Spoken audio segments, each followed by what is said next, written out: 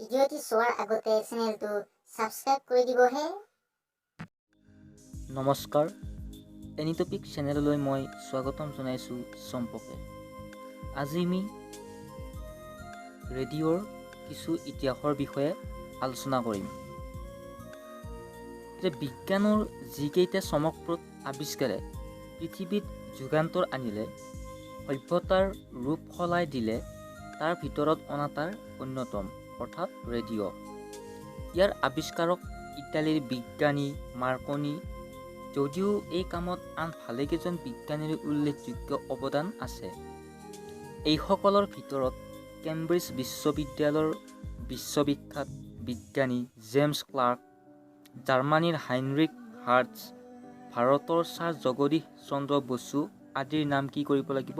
স্মৰণ কৰিব লাগিব বা স্মৰণীয়।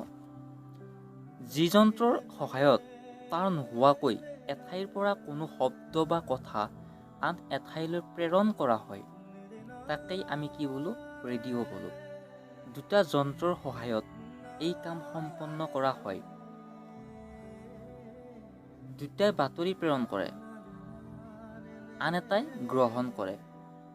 অৰ্থাৎ কি, যিটোৰ সন্মুখত কথা বা শব্দ প্ৰেৰণ কৰা হয় সেইটোক বোলে প্ৰেৰক যন্ত্ৰ, আৰু যিটোৰ দ্বাৰাই শুনিবলৈ পোৱা হয় সেইটোক বোলে গ্ৰাহক যন্ত্ৰ।